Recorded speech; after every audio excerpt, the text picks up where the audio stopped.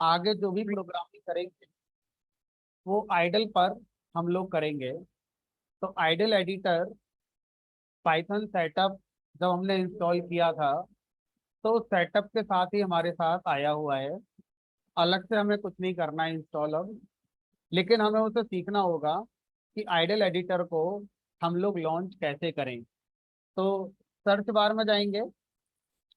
Search bar में जाने के बाद टाइप करेंगे आइडल, IDLE। फुल फॉर्म इसकी होती है integrated development and learning environment. तो जनरली इसको इसकी फुल फॉर्म से लोग नहीं जानते। इसको जनरली लोग जानते हैं इसकी शॉर्ट फॉर्म से, या इसका जो एक्रोनिम है आइडल, इसी नाम से ही इसको जानते हैं। ठीक है।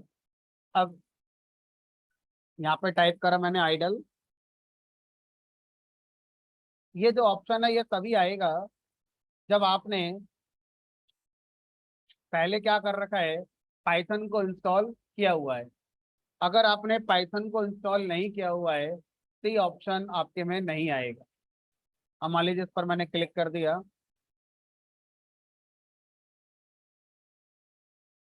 और जैसे ही आप इस पर क्लिक करेंगे आपके सामने एक विंडो ओपन होती है, और इस विंडो को हम बोलते हैं आइडल शेल। तो यहाँ पर लिखकर आ रहा है आइडल शेल,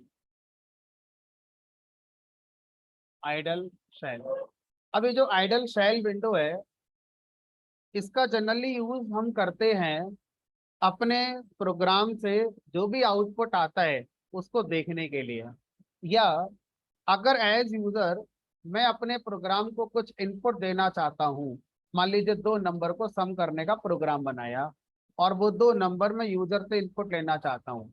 तो हम लोग कीबोर्ड से जब टाइप करेंगे तो सीधा प्रोग्राम में टाइप नहीं होता है। वो कहाँ टाइप होगा, पहले इस आइडल शेल पे टाइप होगा, फिर मैं एंटर की हिट करूंगा, मेरा प्रोग्राम इस आइडल शेल से रीड करके लेकर जाएगा। दो नंबर को प्रोग्राम ने सम कर दिया, अब उसका रिजल्ट जो मुझे दिखाया जाएगा वो इस स्क्रीन पर ही दिखाया जाएगा, जिसको हम क्या बोल रहे हैं, आइडल शेल। तो आइडल शेल का जनरली जो पर्पस होता है वो हमारा इनपुट आउटपुट इंटरफेसिंग करना होता है। ठीक है। अब अगर मैं प्रोग्राम को लिखना चाहता हूं तो इस आइडल शेल पर जनरली रिकमेंड नहीं करते हैं। जनरली रिकमेंड नहीं करते हैं इसका मतलब क्या ये है कि हम लिख सकते हैं? Answer is yes. हम आइडल शेल पे प्रोग्राम लिख सकते हैं, लेकिन वो प्रोग्राम लाइन बाय लाइन लिखा जाएगा और इमीडिएटली एग्जीक्यूट हो जाएगा। अब आप 5 लाइन का प्रोग्राम लिखना चाहते हैं, पहली लाइन लिखी, जैसे ही एंटर करोगे वैसी रन हो जाएगी।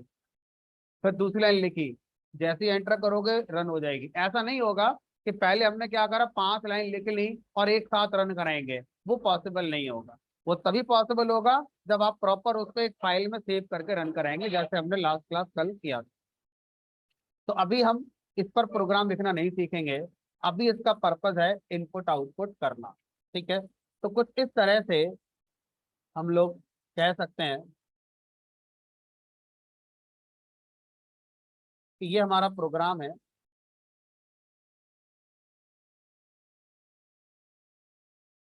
और ये हमारा यूजर है।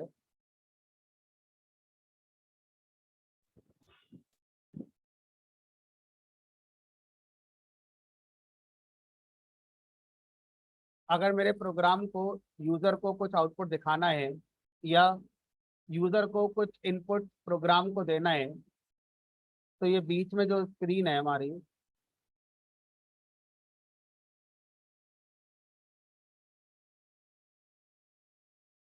जिसको हम यूजर इंटरफेस कहते हैं, इस स्क्रीन को कल हमने कमांड प्रॉम्प्ट की तरह यूज करा था, क्योंकि हमारा आउटपुट कहाँ प्रिंट हुआ था, आलो कमांड प्रॉम्प्ट पे। जब मैं आइडल पे होता हूँ तो इसी स्क्रीन का नाम क्या होता है, आइडल शेल होता है। आप में से काफी लोग हो सकता है कि यूज करेंगे इसके लिए, BS कोड के लिए। तो वहां पर उनका अपना कंसोल या अपना टर्मिनल होगा जिस पर इस काम को किया जाएगा। तो command prompt, shell, console, terminal, ये सब एक ही बात होती है। ठीक है, तो एक मिनट रुकिए।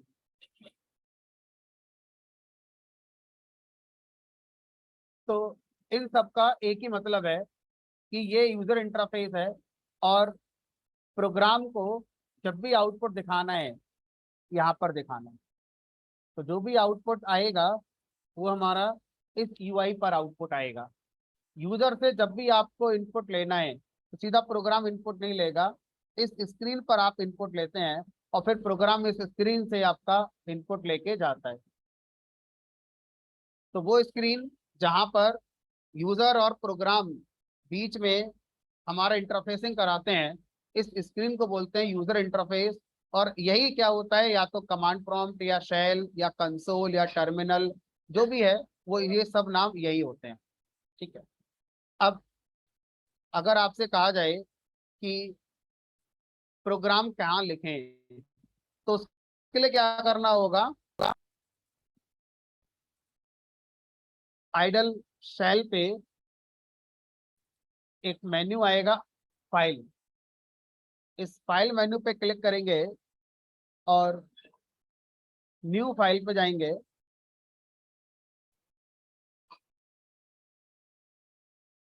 और आपकी एक नई फाइल ओपन हो जाती है, लाइक नोटपैड।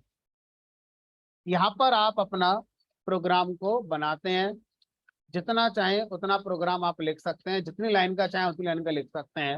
उसके बाद एक साथ इस पूरे प्रोग्राम को रन किया जाएगा। ठीक है। तो अब अगर हम इस तरीके से देखें तो आइडल के दो पार्ट हो गए। पहला पार्ट हो गया आइडल शेल,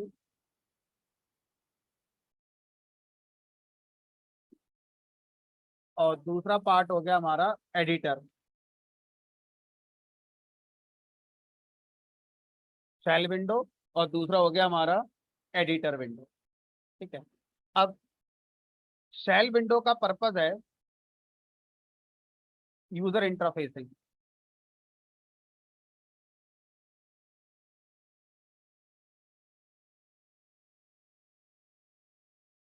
और एडिटर विंडो का पर्पस है कोडिंग। जो भी आप कोडिंग करेंगे वो एडिटर विंडो पे करेंगे, और जब आप कोड को रन कराएंगे तो आउटपुट आएगा शेल विंडो पर, इनपुट शेल विंडो से प्रोग्राम के पास जाएगा। तो इस तरह से आइडल के दो फ्लेवर हो गए। कल के इक्विवेलेंट ही है। कल हमने इस वाले पोर्शन को एज ए नोटपैड की तरह यूज किया था, और ये वाला पोर्शन क्या था, कमांड प्रॉम्प्ट। सेम कॉन्सेप्ट यहाँ पर, लेकिन यहाँ पर एक ही प्लेस पर दोनों चीज अवेलेबल है, अलग अलग मैनेज करने की जरूरत नहीं है। इसलिए इस एडिटर की फुल फॉर्म में जो आई शब्द है उसका मतलब यही है। आई का मतलब क्या है, इंटीग्रेटेड। इंटीग्रेटेड मतलब इंटीग्रेटेड एमबीए, बीटेक के साथ एमबीए। हमारे कॉलेज से बीटेक करो, हमारे कॉलेज से एमबीए करके जाना, कहीं और मत चले जाना। तो क्या बोलते हैं, इंटीग्रेटेड प्रोग्राम। बीसीए के साथ एमबीए। इंटीग्रेटेड सोसाइटी, इसी सोसाइटी में रहना है, यहीं पर कॉमर्शियल चीजें अवेलेबल है, यहाँ पर ही टेम्पल है, यहाँ पर प्लेग्राउंड है, सब एक ही जगह पर अवेलेबल है। तो इंटीग्रेटेड शब्द का मतलब ये होता है जो चीजें अलग अलग हैं वो एक ही जगह पर अवेलेबल हो जाएं, दैट इज इंटीग्रेटेड। पहले जो इलेक्ट्रॉनिक सर्किट होते थे बड़े बड़े होते थे, कॉन्सेप्ट किसका आया, आईसी। आईसी के फुल फॉर्म में आई का मतलब क्या है, इंटीग्रेटेड। अलग अलग चीजों की जगह पर एक ही डिवाइस काफी है जो सारे काम कर रही है। तो यहाँ पर आइडल का काम भी कुछ ऐसा ही है। एक ही एडिटर है, यहाँ पर ही कोड लिखो, यहाँ पर ही आउटपुट आ जाएगा। अलग अलग टूल्स मैनेज करने की आपको जरूरत नहीं पड़ेगी। जितने भी आगे एडवांस एडिटर आए सब इंटीग्रेटेड वाला कॉन्सेप्ट यूज करते हैं, एक ही जगह पर सारी चीजें आपको अवेलेबल हो जाती हैं। ठीक है। चलिए अब स्टार्ट करते हैं, दोबारा से देखेंगे। इसको क्लोज कर दिया, इसको क्लोज कर दिया। क्या करने जा रहे हैं हम लोग, हम पाइथन की कोडिंग को आइडल एडिटर पर सीखने जा रहे हैं। ऐसा करने के लिए क्या करेंगे, सर्च बार में जाएंगे। आइडल, आइडल का ऑप्शन तब आएगा जब मैंने अपने सिस्टम में पाइथन इंस्टॉल करी है, करी हुई है, इस पर क्लिक कर दिया। जब क्लिक करेंगे तो बाय डिफॉल्ट हमारा आइडल का शेल आता है। अब कोडिंग करने के लिए हमें आइडल एडिटर पे जाना है, फाइल, न्यू फाइल, आ गए आइडल एडिटर पे। हमें आइडल के अंदर कॉन्फ़िगरेशन का ऑप्शन भी दिया गया है कि आप लॉन्चर स्क्रीन को एडिटर कर सकते हैं। बाय डिफॉल्ट वो शेल ना खुले, एडिटर ओपन होना चाहिए। तो इसमें कोई टेक्निकल पाइथन का कॉन्सेप्ट नहीं है, ये तो एडिटर का अपना एक सेटिंग है। तो ऑप्शंस में जाएंगे, कॉन्फ़िगर आइडल, विंडो, विंडो में आप देखो तो at startup, editor window, shell window. By default कौन सा सिलेक्टेड है हमारा, शेल विंडो का। अगर मैं ओपन ये वाला कर दूं एडिटर विंडो, तो स्टार्टअप पे क्या होगा, एडिटर विंडो ओपन हो जाएगी। Apply, okay. अब अगर मैं यहाँ पर लॉन्च करूंगा इसे, तो बाय डिफॉल्ट क्या ओपन हो गया हमारा, एडिटर विंडो ही ओपन हो गया। तो इसी तरह से और भी सेटिंग्स हैं जो हम यहाँ पर कर सकते हैं। मैं वापस जैसा था वैसा कर देता हूँ, क्योंकि आपके कंप्यूटर में ऐसा ही होगा, है ना।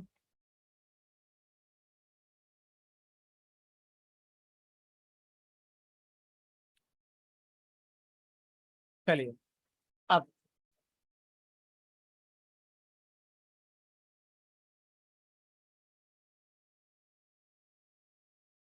सर माइक काम नहीं कर रहा, मुझे लग रहा है, एक मिनट रुकेंगे जरा।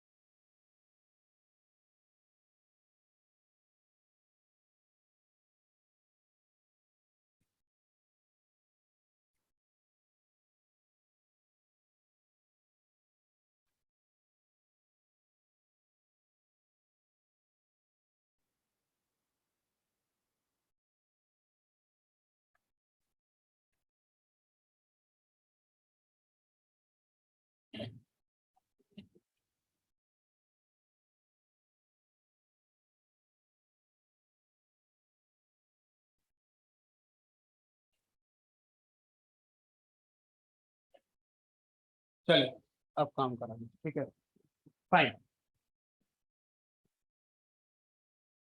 तो अब किसी भी प्रोग्राम को जब आप बनाते हैं, तो किसी भी प्रोग्राम में आप क्या लिखते हैं। अगर हम एक प्रोग्राम को डिवाइड करना चाहें अलग अलग पार्ट में, तो एक प्रोग्राम के अंदर हम जनरली तीन तरह का कोड बनाते हैं। जैसे मान लीजिए आपसे कहा जाए कि मुझे प्रोग्राम बनाना है सिंपल इंटरेस्ट कैलकुलेट करने का, तो आपको इस प्रोग्राम में तीन चीजों पर फोकस करना होता है। सबसे पहला, सिंपल इंटरेस्ट का लॉजिक क्या होगा, formula, principal multiply by rate of interest multiply by tenure divide by 100, PRT divide by 100। ठीक है। अब दूसरा काम क्या होगा, लॉजिक मैंने आइडेंटिफाई कर लिया।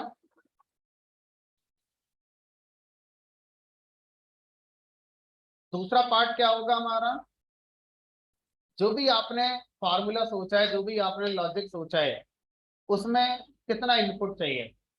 जैसे सिंपल इंटरेस्ट का फार्मूला है, अगर मैं कुछ ऐसे लिख लूं डमी, तो इसमें इनपुट कितना है, क्या क्या चीजें ऐसी हैं जो बदलेंगी। क्या 100 बदलता है, या स्टैंडर्ड है कि भाई इस फार्मूले में डिवाइड को 100 से ही करना है। बदल सकता है तो प्रिंसिपल, रेट ऑफ इंटरेस्ट और टेन्योर, जिनको हमें लगता है कि जो बदल सकते हैं उनको हम यूजर से इनपुट कराएंगे, ताकि जितनी बार प्रोग्राम चले हर बार प्रिंसिपल, रेट ऑफ इंटरेस्ट और टेन्योर यूजर से इनपुट लेंगे। पहला हमने क्या सोचा, लॉजिक। लॉजिक किस चीज का लॉजिक, जिस काम को करने के लिए प्रोग्राम बना रहे हैं उसका लॉजिक।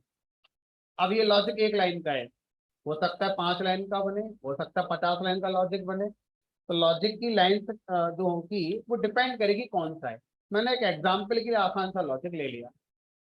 दूसरी बात, इनपुट। इसमें इनपुट है प्रिंसिपल, रेट ऑफ इंटरेस्ट और टेन्योर। जो लॉजिक में चीजें बदलेंगी या बदल सकती हैं वो हम इनपुट में यूजर से लेना पसंद करते हैं। अब तीसरी बात क्या होगी, आउटपुट। आउटपुट क्या है, सिंपल इंटरेस्ट, यही तो निकालना था। ठीक है, तो जब हम कोई भी प्रोग्राम बनाएंगे तो आप अगर ध्यान से देखें तो किसी प्रोग्राम में तीन ही बात होती है।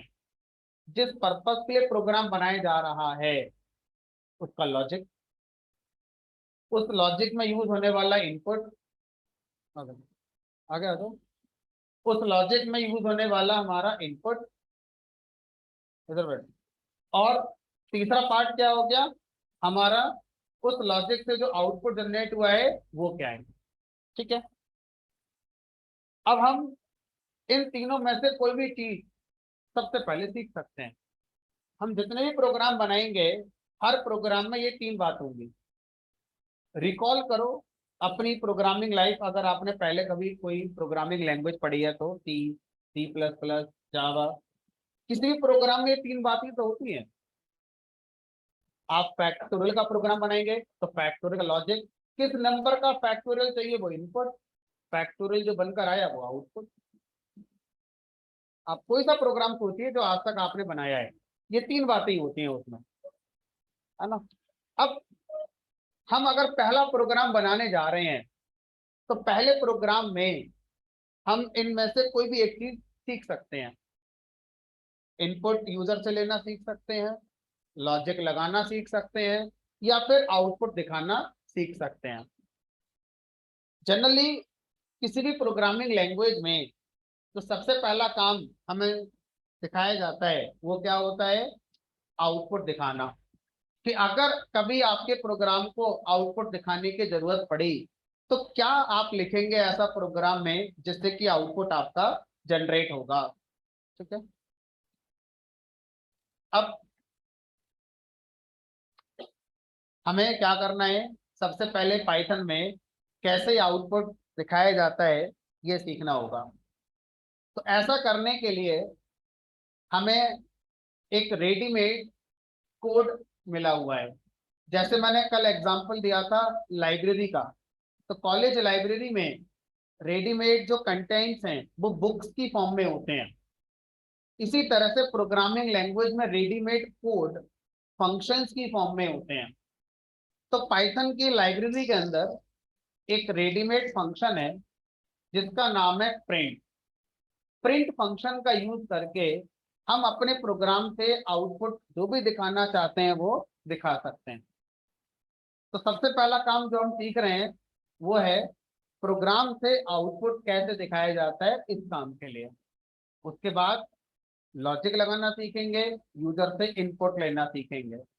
इनपुट और आउटपुट ये एक एक क्लास के टॉपिक होते हैं बस।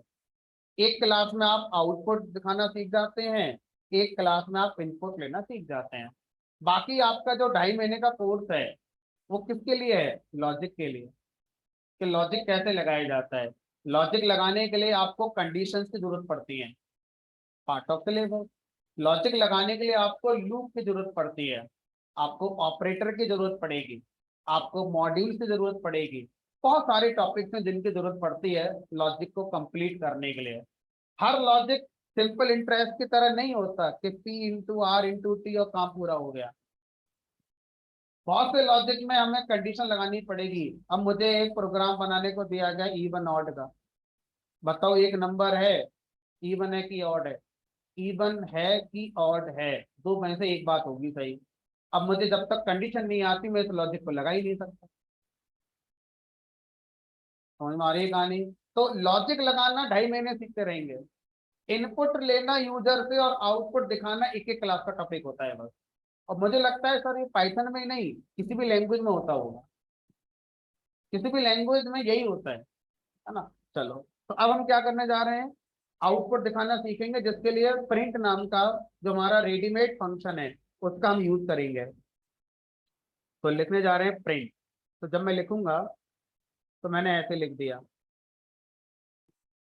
अब जब मैं बोलूंगा तो प्रिंट ऐसे भी सही है, प्रिंट ऐसे भी सही है, प्रिंट ऐसे भी सही है, तो ऐसे तो पता नहीं कितने तरह से आप लिख दोगे प्रिंट। तो हम प्रोग्राम लिखने की बात कर रहे हैं, बोलने की बात नहीं कर रहे हैं। बोलने के लिए सारे प्रिंट हैं ये, बट लिखने के लिए कोई एक ही सही होगा। क्यों? क्योंकि पाइथन केस सेंसिटिव लैंग्वेज होती है। अगर कोई भी लैंग्वेज केस सेंसिटिव है तो उसमें लोअर केस और अपर केस में डिफरेंस होता है। कोई भी स्टेटमेंट लोअर केस में लिखा जाए और अपर केस में लिखा जाए तो ये दो अलग अलग स्टेटमेंट माने जाते हैं। तो पाइथन में जितने भी फंक्शंस हैं उनका आपको नाम, उनकी स्पेलिंग और उनका केस, जब तक ये आपको नहीं पता होगा आप उसे यूज ही नहीं कर पाएंगे। क्या क्या बात पता होनी चाहिए? तीन बातें। नाम पता है, प्रिंट। स्पेलिंग पता है, PRINT। Case lower case. तो सर ऐसे ही अब बताओ कितने फंक्शन है पाइथन में? मैंने कहा होंगे लाखों फंक्शन। सबके नाम, सबके नाम की स्पेलिंग और सबका अपर केस लोअर केस याद रखना पड़ेगा। हमने कहा तरीका तो यही सही है, लेकिन इसमें ट्रिक आती है। पहली ट्रिक क्या है कि पाइथन ने जितने फंक्शन बनाए हैं सब लोअर केस में बनाए हैं। एक्सेप्शनली कोई फंक्शन होगा जो अपर केस से स्टार्ट होता है, तो तीसरा वाला याद नहीं करना पड़ेगा अब हमें। अगर कोई मुझसे कह दे कि भाई इस नाम का फंक्शन है, तो मुझे ये क्लियर हो गया कि वो लोअर केस में ही लिखना है। अब दूसरा, स्पेलिंग को शायद हम बना भी लेंगे। अगर फंक्शन का नाम आप हमें बताओगे शायद हम स्पेलिंग बना लें। अब कोई बहुत ज्यादा कॉम्प्लिकेटेड नाम नहीं रखे गए होंगे। जिसने ये फंक्शंस बनाए होंगे हमारी आपकी तरफ वो भी इंसान ही रहे होंगे, तो वो क्यों कॉम्प्लेक्स नाम रखेंगे? तो नाम की स्पेलिंग याद करने में कोई खास दिक्कत नहीं आती है। जैसा प्रोनाउंसिएशन आप करेंगे फंक्शन के नेम का लगभग वैसी स्पेलिंग निकलेगी। ठीक है। अब आता है नाम। नाम तो याद रखना पड़ेगा, किस नाम का फंक्शन है। ये कौन बताएगा हमें आके? हमने कहा ये एक चैलेंजिंग टास्क है। पहले से किसी को नहीं पता कि किस नाम के फंक्शन है किसी भी लैंग्वेज में। क्या सी पहले दिन जब आप पढ़ने गए थे आपको पता था सी में कितने टोटल फंक्शन हैं, किस किस नाम के फंक्शन है? नहीं। ये हम समय के साथ सीखेंगे। तो हम जैसे जैसे आगे बढ़ते जाएंगे हर दिन दो चार पांच फंक्शन को हम लोग पढ़ते हुए चलेंगे। तो जब हम अपना कोर्स पूरा कर चुके होंगे पाइथन का, तो उस दिन हमारा अच्छा एक्सपीरियंस हो चुका होगा। ठीक है, चलिए। तो पहला फंक्शन हम लोग प्रिंट पढ़ने जा रहे हैं। अब देखो आइडल में कलर कॉम्बिनेशन से भी हम ये गैस कर सकते हैं कि मैंने सही लिखा है कि नहीं लिखा है। सोचो अगर मैं जल्दीबाजी में ऐसे कर देता, मैंने ऐसे लिखा, कुछ फर्क दिख रहा है? नोटपैड में ये कॉम्बिनेशन काम नहीं करता है। आइडल एडिटर या इस तरह के और भी जो एडिटर हैं उनके साथ जानने का एक ये फायदा हो गया कि मैं कलर कॉम्बिनेशन को देखकर समझ सकता हूँ कि शायद कुछ सही या गलत हो रहा है। अब आइडल में एक स्टैंडर्ड है, जितने भी फंक्शन पाइथन में हैं जब आप उनको लिखेंगे पर्पल कलर का हमारा यहाँ पर सिग्नल आ जाएगा। अगर ये पर्पल कलर नहीं हुआ मतलब कुछ तो गलत है, स्पेलिंग गलत लिख रहे हो या तो आप, या फंक्शन वो है ही नहीं उस नाम का। तो इससे हम थोड़ा सा पहचान कर लेते हैं। चलो साहब, तो ये प्रिंट नाम का एक फंक्शन हो गया। अच्छा अब ये बताओ कि कॉलेज की लाइब्रेरी में जो बुक रखी हुई है क्या वो रखे होने से मैं पढ़ लूंगा? हमने कहा नहीं, एक प्रोसेस होता है। आप लाइब्रेरी में जाइए, बुक को इशू कराइए, जब इशू करके घर लाएंगे पढ़ेंगे तब उसके कंटेंट आपकी नॉलेज बनेंगे। ऐसे तो बहुत कुछ रखा हुआ है लाइब्रेरी में, हर बुक की नॉलेज तो नहीं है मुझे, किसमें क्या लिखा है मुझे क्या पता किसमें क्या लिखा है। उसी तरह से पाइथन की लाइब्रेरी में लाखों फंक्शन हैं, पाइथन सेटअप के साथ आ गए हैं सारे के सारे। तो क्या हर प्रोग्राम में चलेंगे वो? अरे नहीं, जिसको इशू कराएंगे वो चलेगा, जिसकी जरूरत है वो चलाएंगे, सबको चलाएं भाई पहले प्रोग्राम में। तो अभी हम क्या कर रहे हैं, बुक को इशू करा रहे हैं, यानी फंक्शन को इशू करा रहे हैं अपने प्रोग्राम के लिए कि मेरे प्रोग्राम में ये चलना चाहिए। तो उसके लिए क्या बोलते हैं यहाँ पर, उसके लिए जो टर्म है उसे बोलते हैं फंक्शन कॉलिंग। फंक्शन को पुकारना। जिस फंक्शन को आप रन करना चाहते हैं, जिस फंक्शन का कोड आप अपने प्रोग्राम में इस्तेमाल करना चाहते हैं, उस फंक्शन को क्या करेंगे, कॉल करेंगे। कैसे करते हैं कॉल, उसका नाम लिखते हैं और उसके आगे कॉलिंग सिंबल लगाते हैं। कॉलिंग सिंबल क्या होता है, open parenthesis and closing parenthesis के पेयर को क्या बोलते हैं, कॉलिंग। जिसे बोलते हैं कॉलिंग। इतने वाले पार्ट को बोलते हैं कॉलिंग। तो अब अगर मैं आपसे कहूं पाइथन की लाइब्रेरी में एक फंक्शन है जिसका नाम है एबीसी, आप इसे अपने प्रोग्राम में यूज करिए, तो उसका सिंटैक्स क्या बनेगा? फंक्शन का नाम और उसके आगे कॉलिंग सिंबल। अगर फंक्शन का नाम पी क्यू आर है, उसको अपने प्रोग्राम में यूज करना है, तो फंक्शन का नाम उसके आगे कॉलिंग सिंबल। तो जिस लाइब्रेरी के फंक्शन को यूज करना है उसका नाम लिखेंगे और उसके आगे क्या लगाएंगे? कॉलिंग सिंबल लगाएंगे। पेयर लगाना जरूरी हमने कहा। अभी क्या है? एरर। अभी क्या है? एरर। अभी क्या है? एरर। तो कॉलिंग सिंबल प्रॉपर नहीं लिखा गया तो सिंटैक्स एरर आ जाती है। ठीक है, तो अभी हमने पूरा लिखा।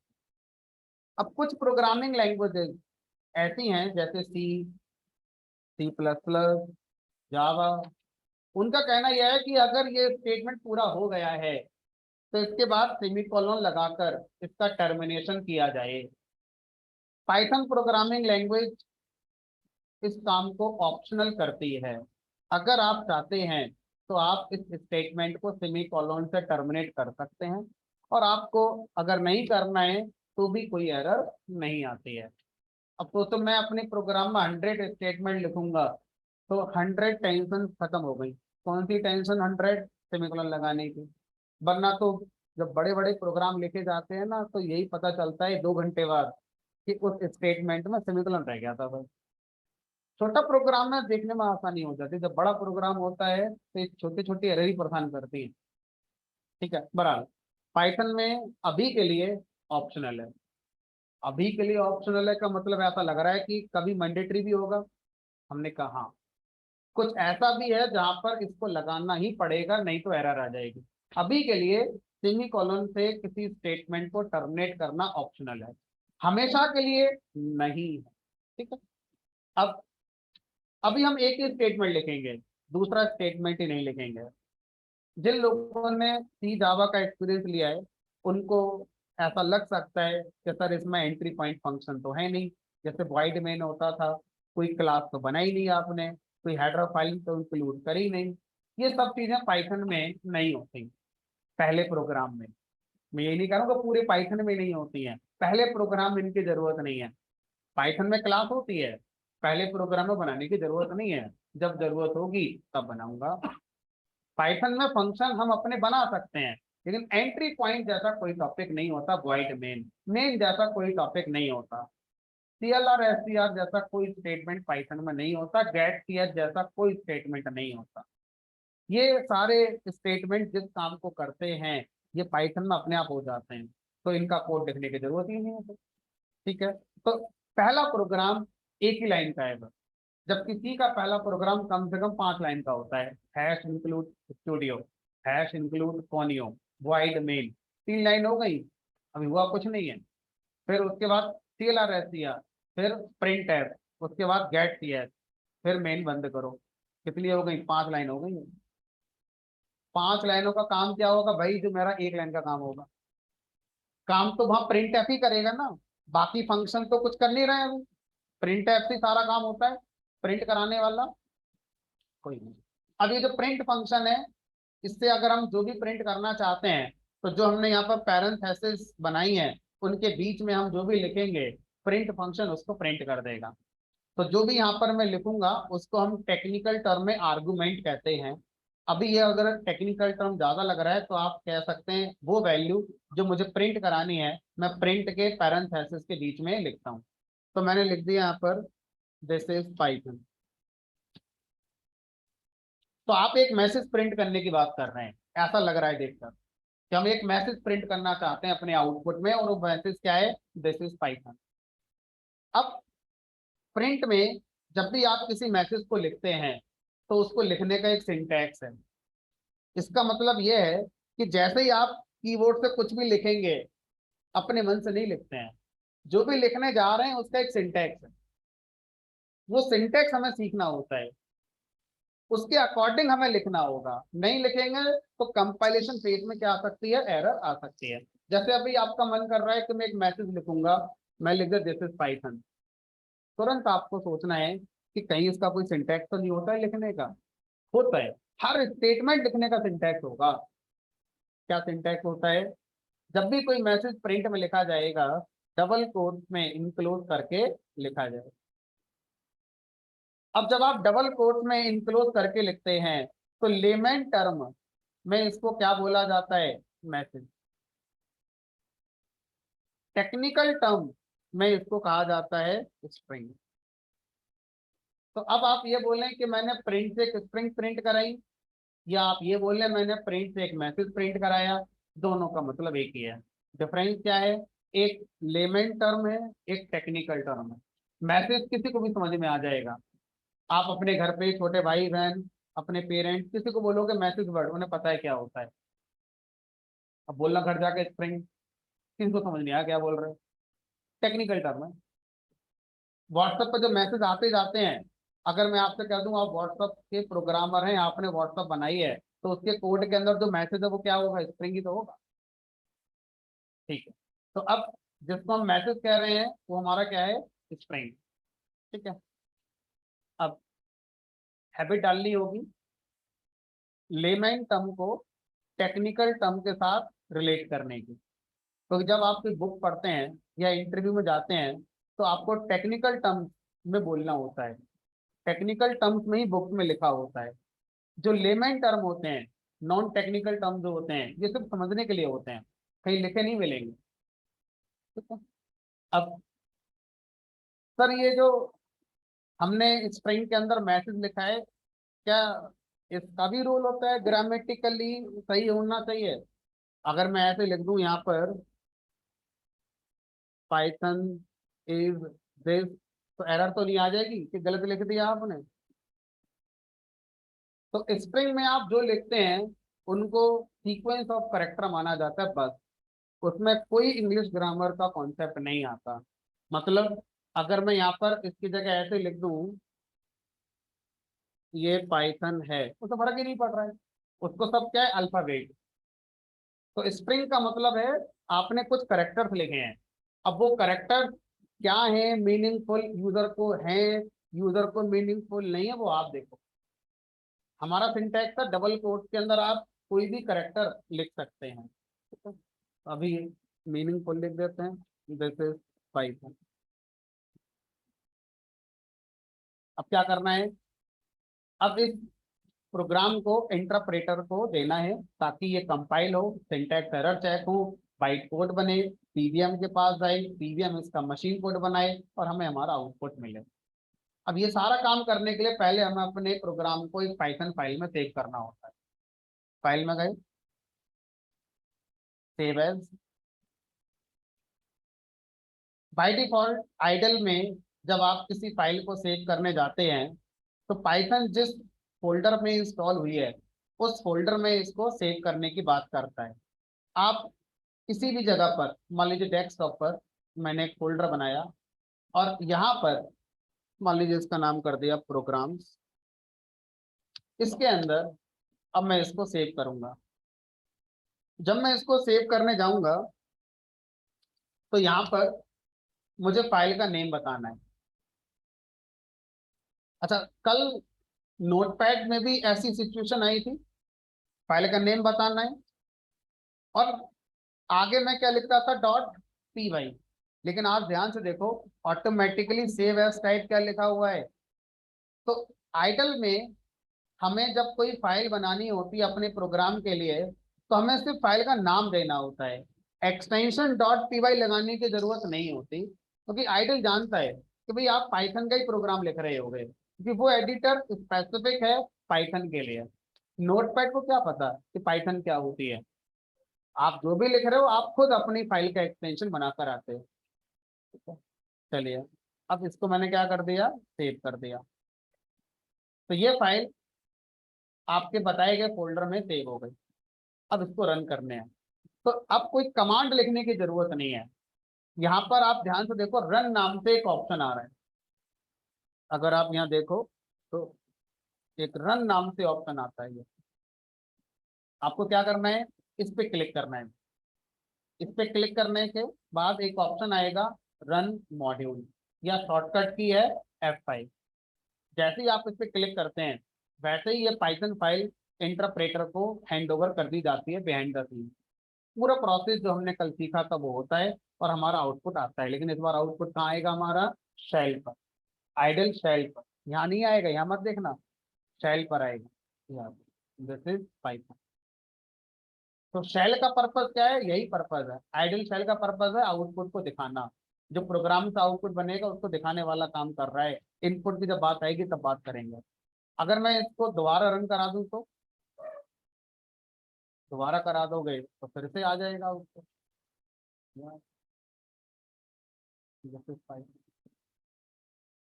सर आउटपुट विंडो को ना क्लियर करना है, इसीलिए पढ़ते थे CLR SCR सी के अंदर। तो अब मैं कैसे करूं यहाँ पर? तो यहाँ पर कुछ नहीं करना है, इसको क्लोज कर दो, शेल को ना क्लोज कर दो। अब अब जब आप रन कराएंगे तो नया शेल विंडो ओपन होगी और उस पर आपका आउटपुट फ्रेश लिख दिया जाएगा। अगर शेल विंडो पहले से ओपन है तो उसी पर आगे लिखा जाएगा।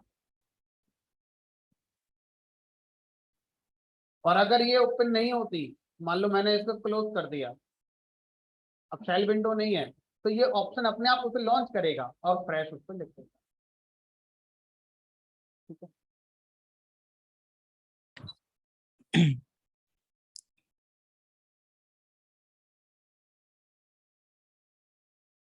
अब इस पूरे प्रोसेस को फटाफट से रिपीट करते हैं। आइडल कैसे खुलेगा? सर्च बार में जाएंगे, आइडल पे क्लिक करेंगे, आइडल का लॉन्चर ऑप्शन आ गया। Excuse me sir. बोलिए। सर जूम आउट करने वाली है सर स्क्रीन थोड़ी सी। अब तो जूम आउट हो गई है। नहीं सर जूम आउट नहीं हुई। चलो हो सकता है नेटवर्क का इशू हो, मेरी तरफ से हो गई है, एक टाइम लगे शायद स्क्रीन पहुंचने में। चलिए, तो फिर से देखें फटाफट, सर्च बार में जाएंगे, आइडल लॉन्चर आइकन आ गया, by default IDLE shell open होगा। ये आइडल शेल ओपन हो गया। इस आइडल शेल के फाइल मेन्यू में जाएंगे, न्यू फाइल, एडिटर आ गया। जो भी लिखना है प्रोग्राम लिखो अपना और उसको सेव कर दो। सेव करने के बाद फिर रन का ऑप्शन जो आता है, यहाँ से आप उसे रन कर सकते हैं। आसान है एकदम। अब मान लीजिए मेरे पास ऑलरेडी एक प्रोग्राम लिखा हुआ है, ये रहा। अब मैं इस प्रोग्राम को सिर्फ रन करना चाहता हूँ। अभी हमने क्या सीखा? बनाना, यानी कि लिखना, और उसके बाद रन करना। अगर मैं कहीं इंटरनेट से डाउनलोड करके कोई प्रोग्राम ले आता हूँ, या ये प्रोग्राम मैं आपको ग्रुप में शेयर कर देता हूँ और आप इसे अपने कंप्यूटर पर डाउनलोड करके रन कराना चाहते हैं, तो रन कैसे होगा? सिर्फ रन करना है, लिखना नहीं है अब, क्योंकि ऑलरेडी लिखा हुआ है, पहले किसी ने लिख दिया है। ठीक है। कैसे करेंगे इस काम को? पहला जो मन आएगा, तो जो मन में आ रहा है वो करके देख लेना। क्या आ रहा होगा मन में? Double click. तो सबसे पहले यही काम आता है हमारा। कोई फाइल आए नहीं, डबल क्लिक करा नहीं उससे, भाई इसमें दिमाग लगता ही नहीं है कुछ हमारा, तो कर देते हैं हम भी। कुछ हुआ? कुछ नहीं हुआ सर। तो इससे ये समझ में आ गया कि डबल क्लिक करने से रन तो नहीं होगा। पता क्या हो रहा है? रन हो रहा है।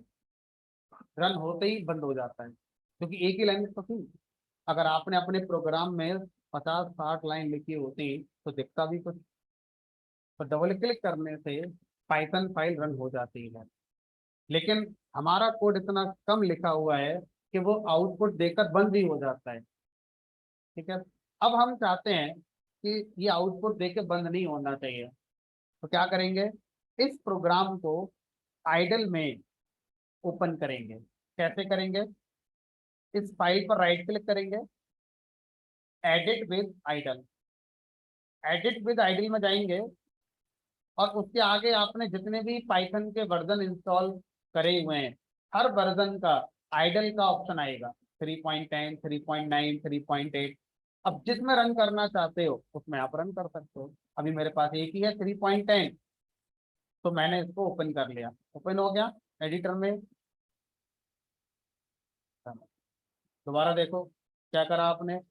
मैंने आपको बताया कि अगर आप कहीं से प्रोग्राम लाए हैं और आप उसे सिर्फ रन करना चाहते हैं, तो कैसे करेंगे, उस फाइल पर राइट क्लिक करेंगे जिस फाइल को आप रन करना चाहते हैं, एडिट विद आइडल, आइडल में एडिट करेंगे, ओपन हो जाएगा और फिर रन रन। अगर आप में से किसी का विंडो 11 हुआ, जो कि शायद होगा 2 4 5 6 लोगों का, विंडो 11 में राइट क्लिक करने पर ऑप्शन इतने आते ही नहीं है, 4 5 ही आते हैं बस। बाकी ऑप्शन को उन्होंने एक ऑप्शन बना दिया है, शो मोर ऑप्शन, इस तरह से कुछ है, उस पर जब क्लिक करते हो तो बाकी का ऑप्शन दिखते हैं। तो विंडो 11 में ये ऑप्शन डायरेक्ट नहीं दिखेगा, शो मोर ऑप्शन एक आएगा पहले, उसके अंदर दिखेगा, बहुत सी विंडो 11 में नहीं दिखता है। तो वो लोग जिनका विंडो 11 है उनको कुछ प्रॉब्लम फेस करनी पड़ सकती हैं एडिट करने में, जो अभी हमने देखा। वो लोग या कोई भी कैसे करेगा, फिर सर्च बार में जाएंगे, आइडल लॉन्च करेंगे। अब यहाँ पर इस बार फाइल में न्यू नहीं करना है, क्या करना है, ओपन। ये सब में होगा, चाहे आप विंडो 7 है, चाहे विंडो 10 है, चाहे विंडो 11 है, सब में ये ऑप्शन आता है।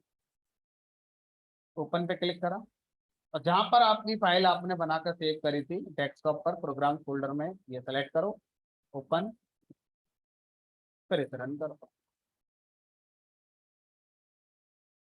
ठीक है, तो जैसे चाहें वैसे आप इस काम को कर सकते हैं।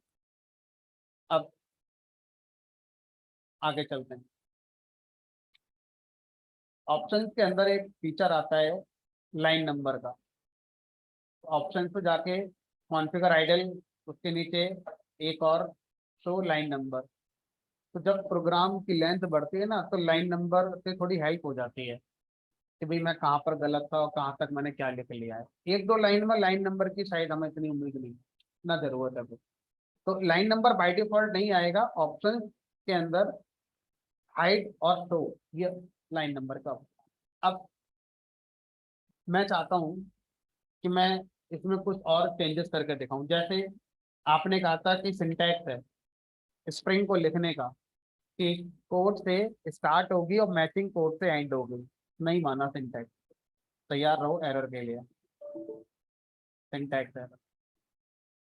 हमने ये बात तो मानी, लेकिन ये नहीं मानी कि पैरेंथेसिस कॉलिंग वाले जो होते हैं इनको ओपन के बाद क्लोज भी करना होता है, बस हमने ओपन करके छोड़ दिया। स्ट्रिंग सही लिखी है, डबल कोट से स्टार्ट भी करी एंड भी करी है, मैसेज बड़ा क्लियर है, क्या रहा है, क्लोज ही नहीं करा आपने पैरेंथेसिस।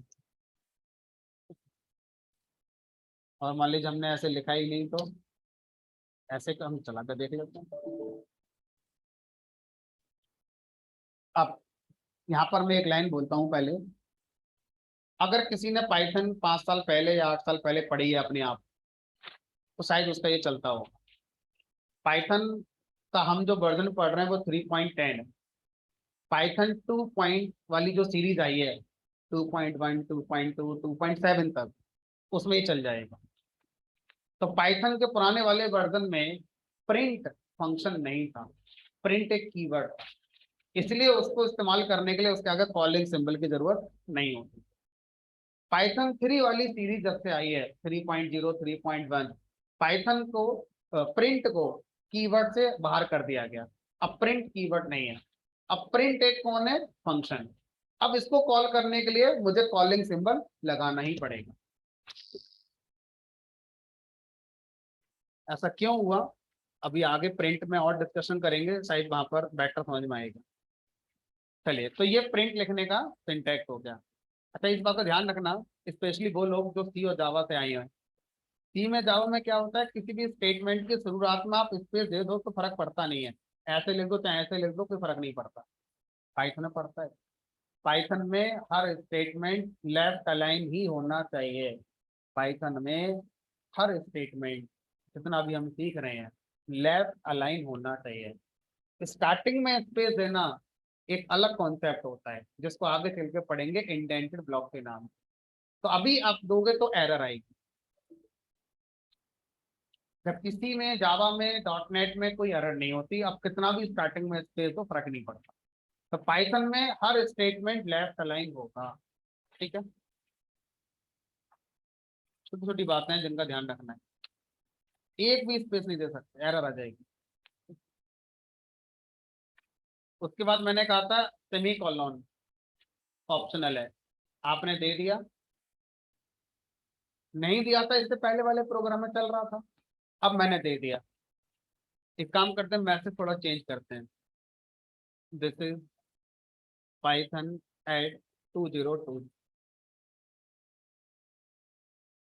इसमें दो चीजें नई सीखने को मिल जाएंगी। पहला कि अगर मैं स्टेटमेंट को सेमी कॉलन से टर्मिनेट कर देता हूं तो भी कोई एरर नहीं आती, नहीं करता हूं तो भी कोई एरर नहीं आती। दूसरा, स्ट्रिंग का मतलब सिर्फ अल्फाबेट ही नहीं होता, स्ट्रिंग का मतलब अल्फाबेट भी होता है, सिंबल भी होता है और डिजिट भी होता है। स्ट्रिंग में आप अल्फाबेट भी यूज कर सकते हैं, सिंबल्स भी यूज कर सकते हैं, मैंने ऐड सिंबल का यूज करा है, डिजिट भी यूज कर सकते हैं, स्पेस भी तो आ रहा है, देखो पाइथन और इसके बीच में स्पेस नहीं है। तो string is a sequence of character, not later. String sequence है करेक्टर्स का, लेटर्स का नहीं। अब अगर मैं आपसे कहूं कि भाई मुझे क्या करना है, मुझे किसी का एड्रेस प्रिंट करना है, तो एड्रेस में हाउस नंबर नहीं आएगा? बिल्कुल आएगा। एड्रेस में डिजिट भी आएगी, अल्फाबेट भी आएगा, सिंबल भी आएंगे। मान लो किसी का एड्रेस है 2/4, होते हैं एड्रेस ऐसे, सारे अलाउड हैं। तो स्ट्रिंग का मतलब है सीक्वेंस ऑफ करेक्टर, करेक्टर का मतलब लेटर, डिजिट, सिंबल, इन तीनों को वन वर्ड में कलेक्टिवली क्या बोलते हैं? करेक्टर। ठीक है। अब मैं एक काम करता हूँ, जितना भी मैं आपको कुछ नया सिखाऊंगा, तो मेरे पास अभी जो तरीका है वो ज्यादा अच्छा नहीं है, क्योंकि मैं उसी एक प्रोग्राम में बार बार चेंज कर दे रहा हूँ। जब हमारी क्लास कंप्लीट होगी आज की, एंड ऑफ द क्लास एक ही प्रोग्राम होगा मेरे पास, और बहुत ज्यादा चांस है कि हम दो तीन बातें भूल चुके होंगे कि क्या क्या हमने चेंज करके देखा था। जब पढ़ रहे हैं तब तो समझ में आ रहा है, लेकिन जब ज्यादा चीजें इकट्ठी हो जाती हैं तो कुछ भूल जाते हैं। ये ह्यूमन नेचर है, इसमें आपकी मेरी कोई गलती नहीं। ठीक है। तो अब दूसरा रास्ता यह है कि आप जो भी सर चेंज करके दिखाते हैं उसको एक अलग प्रोग्राम बनाएं, ताकि हम जब यहाँ से जाएं तो हमारे पास 8-10 प्रोग्राम अलग अलग होंगे जिसमें अलग अलग बातें हमें सिखाई गई होंगी, और घर जाके फिर हम उनको देख देख कर अपने आप ही बनाएंगे। क्योंकि जब मैं बना रहा हूँ, मैं सिखा रहा हूँ, आपको अच्छा लग रहा है, आपको समझ में आ रहा है, लेकिन कॉन्फिडेंस तब बढ़ेगा जब आप अपने हाथों से अपने लैपटॉप पर करके देखोगे। अब हम घर जाकर भूल जाएंगे कि हमने क्या क्या पढ़ा था क्लास में। तो इसलिए मैं सारे प्रोग्राम अलग अलग बनाऊंगा और क्लास के बाद आपको शेयर कर दूंगा ग्रुप में। ग्रुप में आपके पास आ जाएंगे, आप उनको डाउनलोड करके अपने पास रख लीजिए, और फिर उन्हीं प्रोग्राम को रेफर करते हुए खुद से आप उन प्रोग्राम को बनाइए। यही प्रोसेस आपको डेली करना है। ठीक है। तो अब मैं क्या करता हूँ, इसमें जाकर सेव एज कर लेता हूँ। सेव एज से क्या होगा, एक नया नाम मैं इस प्रोग्राम को दे दूंगा, मान लीजिए P2। अब P1 में कोई चेंज नहीं होगा, P2 बन गया, अब जो भी चेंज होगा P2 में होगा। अब आगे देखते हैं क्या आप सीखना चाहते हैं। पाइथन में जब हम स्ट्रिंग की बात करेंगे, तो स्ट्रिंग को लिखने के लिए एक और तरीका आता है, सिंगल कोट्स का पेयर। आप डबल कोट्स की जगह सिंगल कोट्स का पेयर भी यूज कर सकते हैं। मान लीजिए लिख दिया मैंने यहाँ पर, Python is a funny language. देखो सिंगल कोट्स के अंदर भी हम मैसेज को या स्ट्रिंग को लिख सकते हैं, कोई प्रॉब्लम नहीं है। सी में, जावा में सिंगल कोट्स के अंदर मैक्सिमम एक करेक्टर लिख सकते हो, या तो पी लिख लो या वाई लिख लो या टी लिख लो, एक से ज्यादा लिखते ही एरर आ जाएगी, है ना। पाइथन में सिंगल कोट्स का पेयर, डबल कोट्स का पेयर, दोनों ही स्ट्रिंग को रिप्रेजेंट करते हैं। दोनों में से कोई भी तरीका आप यूज कर सकते हैं।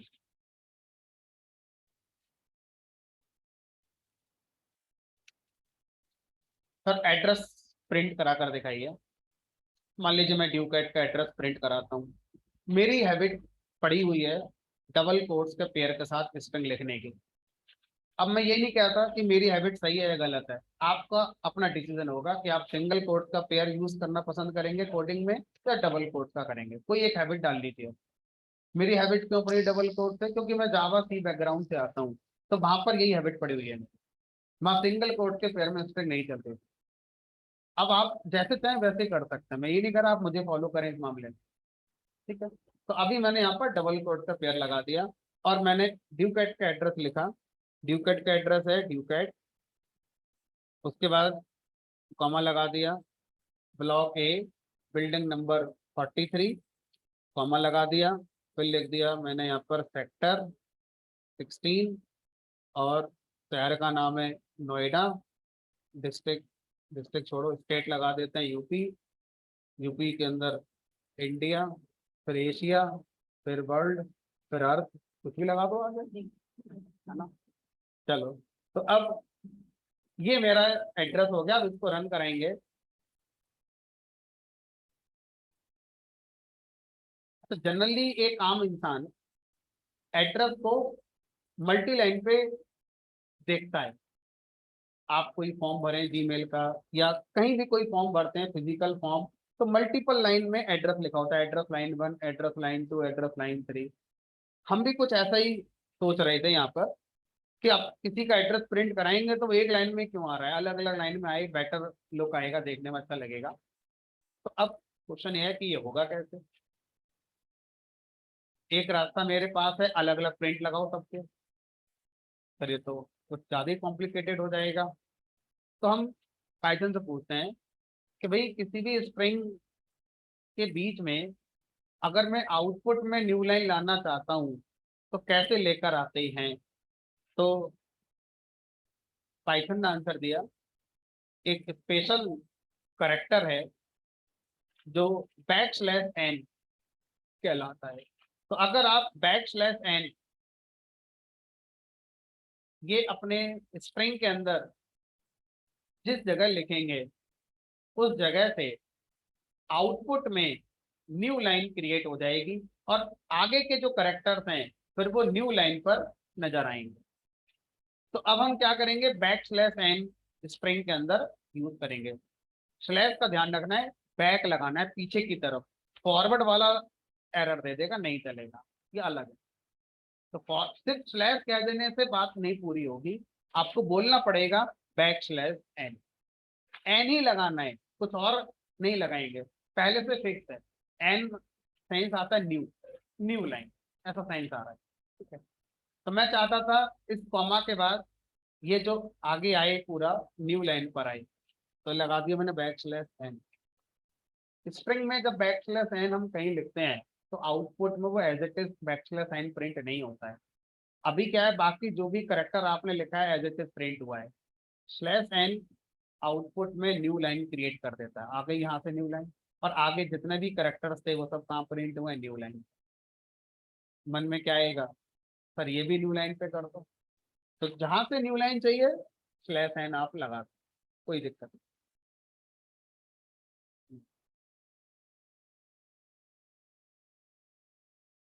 किसी भी स्ट्रिंग के बीच में अगर आप न्यू लाइन आउटपुट में दिखाना चाहते हैं और आप चाहते हैं आगे के करेक्टर न्यू लाइन पर ही दिखें आउटपुट में, तो अपने प्रोग्राम में बैक स्लैश एन का यूज हम करते हैं।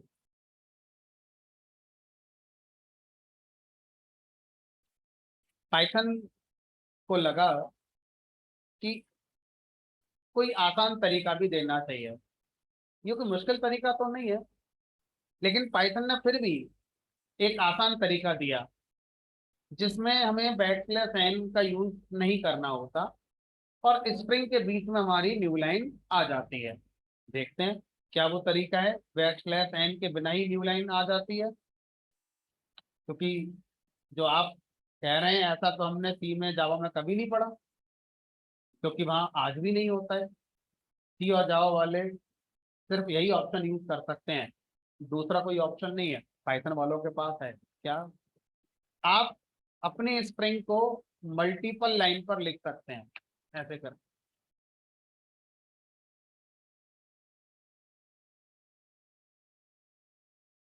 तो पाइथन में आप प्रिंट के अंदर जो स्ट्रिंग लिख रहे हैं, अजीब लग रहा है, पहली बार हर चीज अजीब ही लगती है, तो लग रही है। तो अब यहाँ पर हमने मल्टी लाइन पर अपनी स्ट्रिंग को कंप्लीट करा। अब जब इसको रन कराएंगे तो ये एरर आएगी।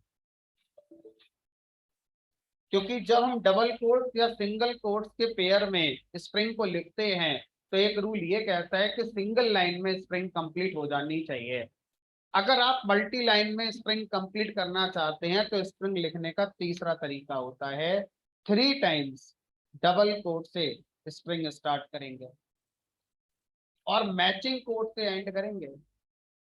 मैचिंग मतलब 3 टाइम्स डबल कोट से एंड करेंगे। अब ये सही है, चलो बैक स्लैश एंड की जरूरत ही नहीं। अगर कोई पैराग्राफ कहीं प्रिंट करना होगा, एज इट इज कॉपी करके पेस्ट कर दो, आउटपुट में एज इट इज आ जाएगा, सी में नहीं आएगा। पैराग्राफ में जहां जहां न्यू लाइन है, प्रोग्राम में न्यू लाइन देने से नहीं आएगा। प्रोग्राम में तो एक ही लाइन में लिखनी पड़ेगी पूरी, आपको स्लैश एन लगानी पड़ेंगे अगर सी और जावा लैंग्वेज होगी। मल्टी लाइन स्ट्रिंग को लिखने का एक दूसरा तरीका भी है, 3 टाइम्स सिंगल कोट का पेयर।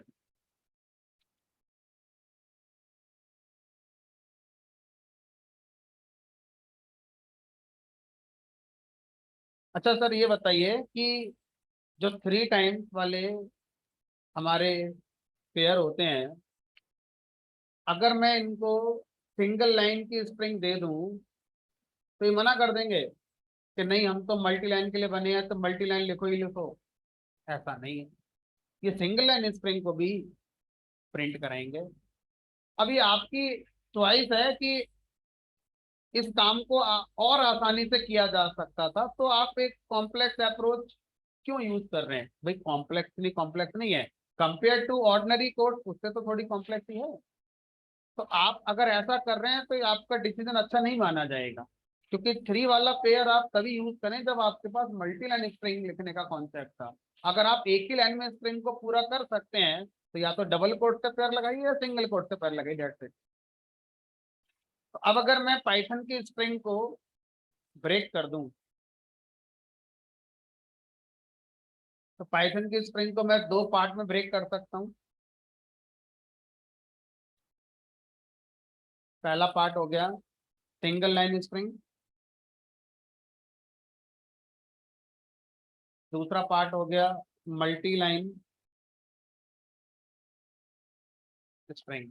मल्टी लाइन के बीच में डैश लगा देते हैं, देखने में क्लियर दिख रहा है। सिंगल लाइन स्ट्रिंग लिखने के 4 तरीके। पहला तरीका, दूसरा तरीका, तीसरा तरीका, चौथा तरीका। नीचे के 2 तरीके रिकमेंड नहीं होते। मल्टी लाइन स्ट्रिंग लिखने के सिर्फ 2 ही तरीके।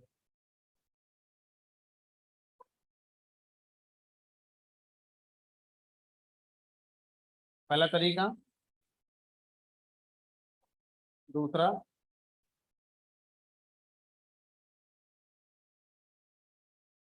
तो पाइथन से अगर हम स्ट्रिंग प्रिंट करना चाहते हैं तो इस तरह से सिंगल लाइन स्ट्रिंग और मल्टी लाइन स्ट्रिंग, 2 तरह की स्ट्रिंग को प्रिंट करने का कॉन्सेप्ट हमें दिया गया। स्ट्रिंग के अंदर चाहे वो सिंगल लाइन स्ट्रिंग हो चाहे मल्टी लाइन स्ट्रिंग हो, हम एक स्पेशल करेक्टर यूज अगर करते हैं \n, तो आउटपुट में वो एज इट इज प्रिंट ना होकर आउटपुट में उसका एक मीनिंग होता है न्यू लाइन, वो हमारा प्रिंट होता है। क्या सर और भी ऐसे स्पेशल करेक्टर हैं जिनका मीनिंग होता है वो एज इट इज आउटपुट में नहीं आते? हमने कहा और भी होते हैं, लेकिन 2 ही ज्यादा फेमस हैं। उनमें से एक हमने पढ़ लिया \n, और दूसरा हम अभी देखने जा रहे हैं ABC \t, DEF \n GHI। String के अंदर \t का मतलब है टैब स्पेस। तो जहां भी आपने अपनी स्ट्रिंग में \t लगाया हुआ है, ये आउटपुट में टैब स्पेस को क्रिएट कर देगा। और जहां भी आपने \n लगाया हुआ है, ये आउटपुट में न्यू लाइन को क्रिएट कर देगा।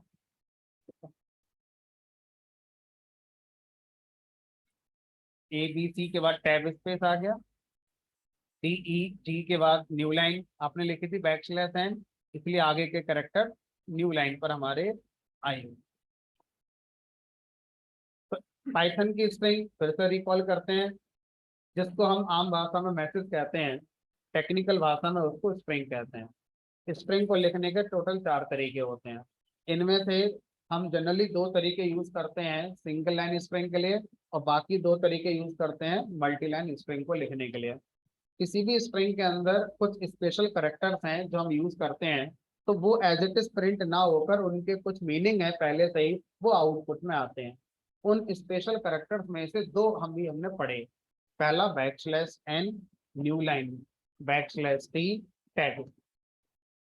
जितने चाहे उतने आप अपनी स्ट्रिंग में इनका यूज कर सकते हैं। सी में, जावा में मल्टी लाइन स्ट्रिंग का कॉन्सेप्ट नहीं होता है। आज भी सी के, C++, जावा, .NET के प्रोग्रामर्स को मल्टी लाइन स्ट्रिंग जब भी आउटपुट में दिखानी होती है तो \n पर ही वो हमारे रहते हैं। इसके अलावा उनके पास कोई और ऑप्शन नहीं होता। ठीक है, चलिए अब कुछ छोटी छोटी चीजें मैं आपको बता देता हूँ। सबसे पहले